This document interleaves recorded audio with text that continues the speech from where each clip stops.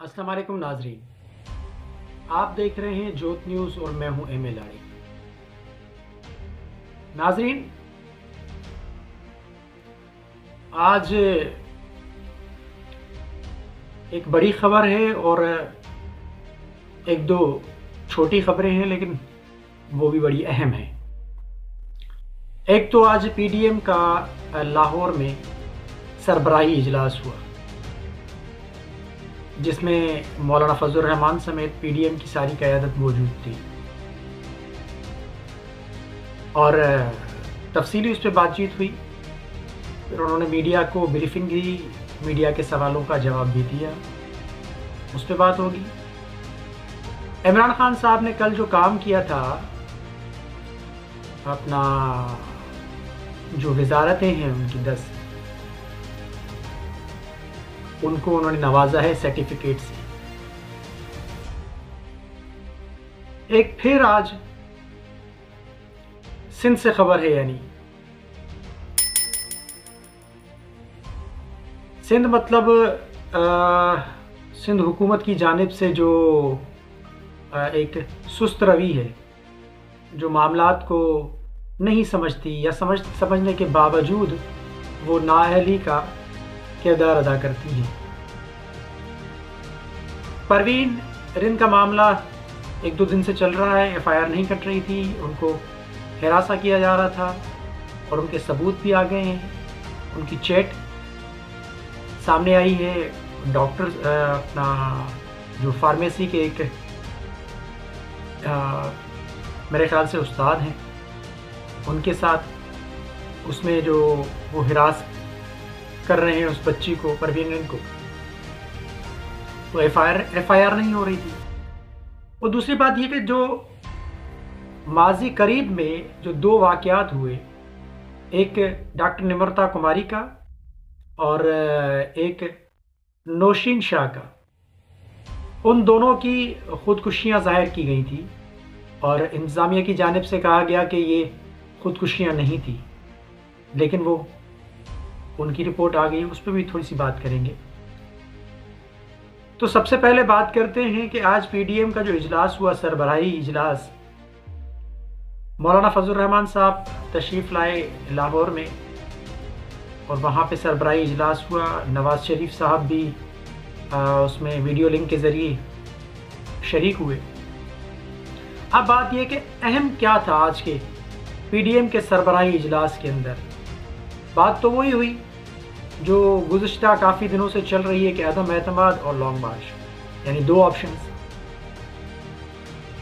और आज मीडिया के सवालात का जवाब देते हुए मौलाना फजल रहमान साहब काफ़ी मायूस नज़र आए और जैसे कुछ रिपोर्टें भी आ रही हैं कि वो अजीब किस्म का थोड़ा सा माहौल था उनके इजलास का, मायूस कुन इजलास था। लेकिन मौलाना साहब के चेहरे पे खुद मायूसी मुझे नज़र आई। जब मैंने उनको मीडिया से बात करते हुए देखा तो मुझे वो मायूस लगे। अब वो मायूस जो लगे, मुझे लग रहा है कि पीपल्स पार्टी की वजह से ही जाहिर सी बात है वो मायूस होंगे, क्योंकि पीपल्स पार्टी ने जो माजी में सेनेट का जो इलेक्शन हुआ था उसमें भी अपना भरपूर किरदार अदा किया है हुकूमत को सपोर्ट करने का, यानी इंटरनली। और पीडीएम से वो अलहदा भी हो गई थी। तो पीडीएम से अलहदा होने के बाद अब पीपल्स पार्टी ने एक अलग तहरीक का आगाज़ कर दिया है, जिसे जल्द से जुलूस अभी बिलावल भुट्टो जरदारी साहब कर रहे हैं, लेकिन वो 27 फरवरी को निकल रहे हैं कराची से इस्लामाबाद की जानिब। वो कह रहे हैं कि इस्लामाबाद आने से पहले इमरान खान साहब आप इस्तीफ़ा दें और घर जाएं। अब ये पता चलेगा उसके बाद, जब ये तहरीक का आगाज़ होगा और आगाज़ के बाद कितना पावर शो करते हैं ये इस्लामाबाद पहुंचने के बाद, तो फिर पता चलेगा कि आया कि इनके पास पावर आवाम की इतनी है कि वो हुकूमत को घर भेज सकें।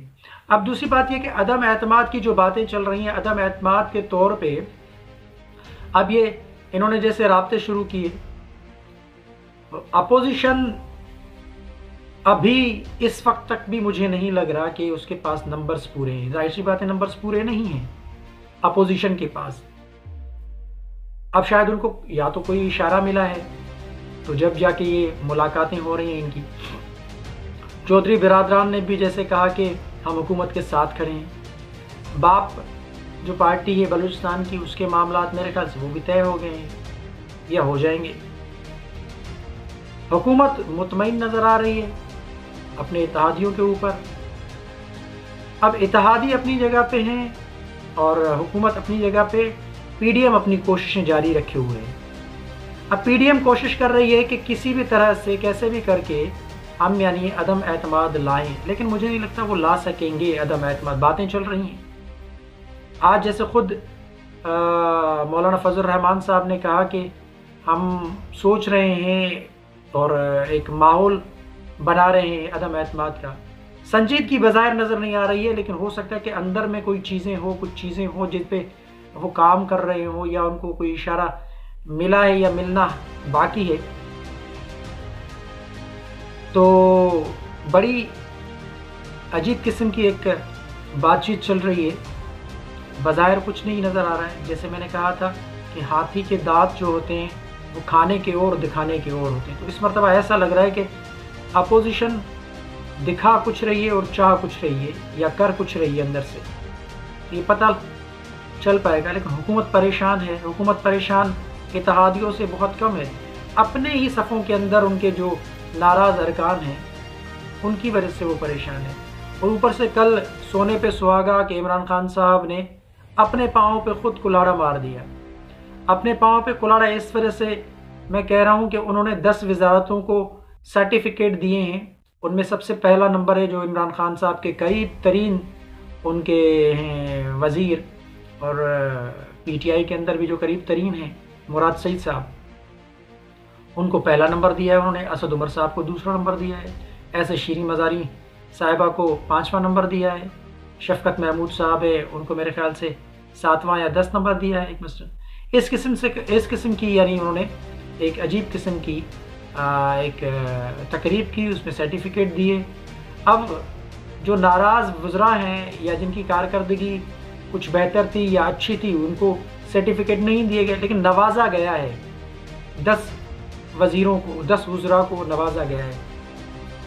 अपने पाँव पे कुल्हाड़ा इस तरह से उन्होंने मारा है कि उनके जो मशीर हैं या उनको जो मशवरा देते हैं लोग, वो उनके कहने पे तो चलते हैं। इमरान खान साहब शायद अपनी नहीं सुनते या अपना जहन इस्तेमाल नहीं करते, उसको उनको नज़र नहीं आता, या वो बस सिर्फ मशीरों के ऊपर फ़ैसला करते हैं, उनकी बातें सुन के उसके बाद जो ना वो फ़ैसला करते हैं। उन्होंने अपने पाँव पे कुल्हाड़ा मारा है। वो एक तो कश्ती में सुराख हो गया है, अब कश्ती डूबने को है, ऊपर से आपने ऐसा काम कर दिया है कि जो वज़रा आपका साथ देते, अब उनके दिलों के अंदर या दिमाग के अंदर जो ना एक बेचैनी पैदा हो गई है कि हम क्या करें, पहले ही हमारी बात नहीं सुनी जा रही है, लेकिन फिर ये मामलात हो गए। तो हुकूमत भी थोड़ा सा परेशान है इस चीज़ों से, तो उनको यानी एक परेशानी हो गई है। अब जो निमिरता और अपना डॉक्टर नौशीन वाला जो मामला था, उनकी रिपोर्ट आ गई है, उनकी रिपोर्ट आ गई है।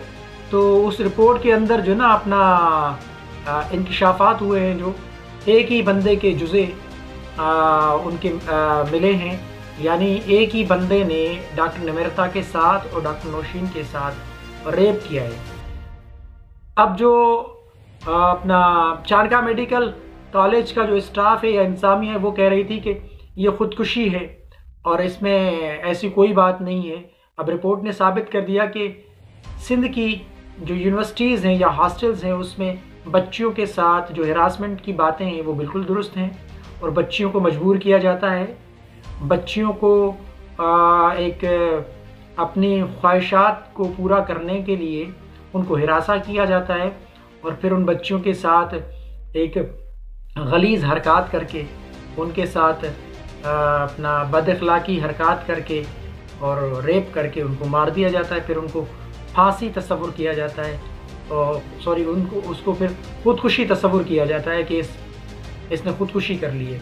अब परवीन हिंद का जो मामला चल रहा है, परवीन हिंद भी नवाब शाह के अंदर जो पीपल्स मेडिकल यूनिवर्सिटी है उसके अंदर, उस परवीन हिंद का भी बच्ची का ये कहना है कि मेरे साथ भी इस किस्म के वाक़यात हुए हैं, मुझे मारा जा रहा है, घसीटा जा रहा है, जिसकी मैंने कहा था अपने कल वाले व्लॉग में।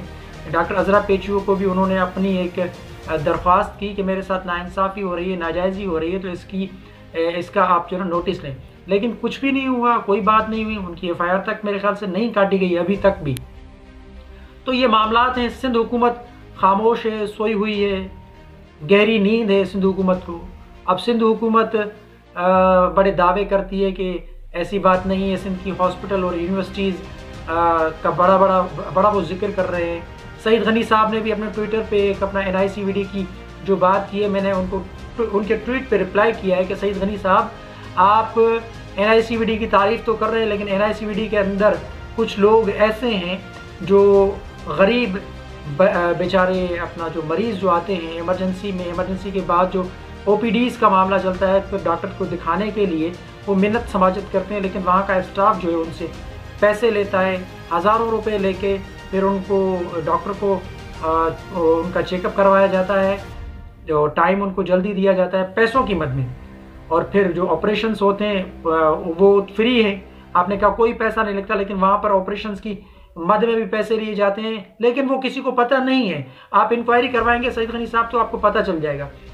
تو یہ حالات ہیں یونیورسٹیز کے اندر، یہ ماحول ہے، تو اس کا ذمہ دار فقط اور فقط یعنی جو سندھ میں سارے معاملات ہیں، سندھ میں جو حالات ہیں، وہ پیپلز پارٹی کی حکومت ہے۔ وفاقی حکومت کے ماتحت جو چیزیں آتی ہیں ان کا قصور وار وہی ہیں، لیکن جو سندھ میں ساری چیزیں جو ہو رہی ہیں، اگر انیشیٹو لیے جاتے ماضی میں انکوائری کر کے سخت سزا دی جاتی ان مجرموں کو، تو میرے خیال سے ایسے واقعات نہیں پیش آتے جیسے آج پھر دوبارہ ایک بچی اپنے انصاف کے لیے رو رہی ہے، تڑپ رہی ہے، اور اس کی FIR تک نہیں کاٹی جا رہی۔ تو یہ سارے معاملات ہیں۔ تو یہ اپنا انکوائری کی جو رپورٹ آئی ہے، جو اپنا DNA جو ٹیسٹ ہوا ہے، وہ DNA کی جو رپورٹ آئی ہے اس میں سارے انکشافات جو تھے وہ منظر عام پہ آ گئے کہ ان بچیوں کے ساتھ دونوں کے ساتھ ریپ ہوا تھا۔ یعنی سندھ میں ایک ماحول ہے، سندھ میں ایک مافیا کام کر رہا ہے جو بچیوں کو ڈرا رہا ہے، دھمکا رہا ہے، اور بچیوں کے ساتھ اپنی خواہشات پوری کرنے کے لیے، ان کو نمبر بڑھانے کے لیے پیپرز میں ان کے نمبر بڑھانے کے لیے ان کو لالچ دیتا ہے یا ان کو مجبور کرتا ہے، ان کو مجبور کرنے کے بعد ان کے ساتھ ریپ کرتا ہے، پھر وہ بچیاں مجبور ہو کے یا تو خودکشی کرتی ہیں یا ان کو مار دیا جاتا ہے۔ یہ ساری چیزیں آپ کے سامنے رکھی ہیں، اب آپ خود فیصلہ کریں کہ سندھ حکومت کے ساتھ کیا ہونا چاہیے اور سندھ حکومت اس میں کتنی قصوروار ہے۔ تو اگر بچیوں کو پڑھانا ہے، بچانا ہے، تو آپ کو آواز سے آواز ملانی ہوگی، سندھ سے یہ غنڈہ راج ختم کروانا ہوگا، اپنے حقوق کے لیے کھڑا ہونا ہوگا، اپنی بچیوں کی تعلیم کے مستقبل کے لیے کھڑا ہونا ہوگا آپ کو، ان اپنا وڈیروں کے خلاف، ان غنڈہ گردوں کے خلاف جو غنڈہ گردی کر رہے ہیں، جو اپنا ڈاکٹرز کے روپ میں یا انتظامیہ کے روپ میں جو بھیڑیے بیٹھے ہوئے ہیں ہاسٹلز کے اندر، ہاسپٹل کے اندر، ان بھیڑیوں کو نکال کر باہر پھینکنا ہوگا، ان کا خاتمہ کرنا ہوگا، جب جا کے بچیوں کے لیے راہ ہموار ہوگی اچھی تعلیم کی، اور ہماری بچیاں پڑھیں گی۔ جیسے کل ایک بچی نے اپنا جو ہیں انہوں نے جامشور یونیورسٹی سے انہوں نے کہا ہے کہ اس بچی نے کہا ہے کہ میں تعلیم کو الوداع کہتی ہوں، یعنی وہ تعلیم کو چھوڑنے پہ مجبور ہو گئی۔ تو آپ باہر نکلیں، اپنے حقوق کے لیے لڑیں اور ان کا سامنا کریں، مقابلہ کریں، جب جا کے بچیوں کی زندگی سیف ہوگی۔ اللہ حافظ۔